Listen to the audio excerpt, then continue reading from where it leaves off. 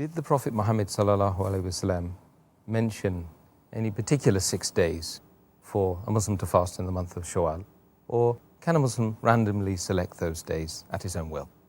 As far as fasting in the month of Shawwal, the beloved Prophet ﷺ said, it's mentioned in Sahih Muslim, volume number 2, in the book of fasting, hadith number 2614, the Prophet said that anyone who fasts in the month of Ramadan and follows it with 6 days of fasting in the month of Shawwal, it is as though he has fasted for the full life, fasted perpetually or fasted for 1 year. The Arabic word is dahar.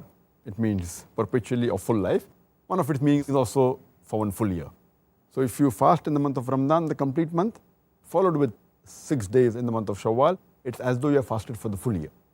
As far as fasting is concerned, that should we fast it immediately after the month of Ramadan, or can we fast later on, or should we fast consecutively, or can we fast at random separately?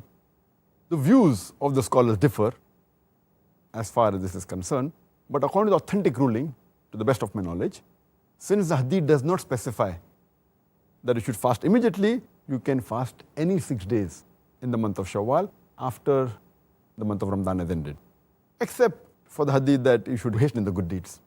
So if you use that logic, then the earlier you fast, the better it is, so that you hasten the good deeds. As far as fasting consecutively or separately doesn't make any difference. Though there are some people who say that you should fast together, then only it's valid, but there's no authentic hadith to prove that. You can fast together or at random or separately, so as long as you fast in the month of Shawwal.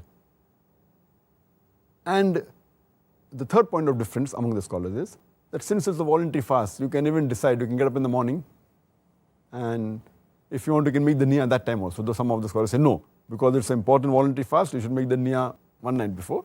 But according to the ruling, according to authentic hadith, you can even get up in the morning and then decide to fast, as long as you have not eaten or drank anything.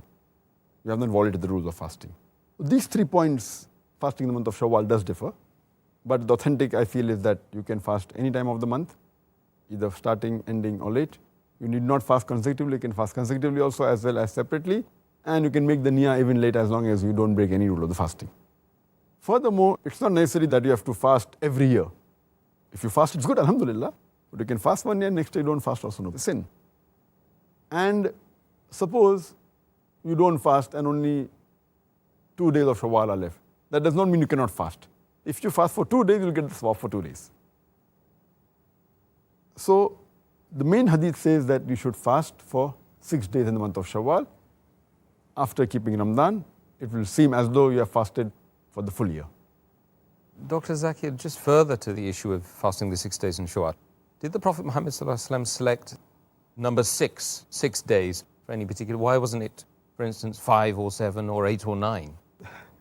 The reason Muhammad ﷺ selected 6 days to fast in the month of Shawwal is because the complete hadith says you fast the complete month of Ramadan, then follow it with 6 days, it is as though you have fasted for the full year. And there's one more hadith which says that 1 deed is multiplied by 10 deeds, 10 hasanas. So if you fast for 1 month in the month of Ramadan, it's as though you have fasted for 10 months.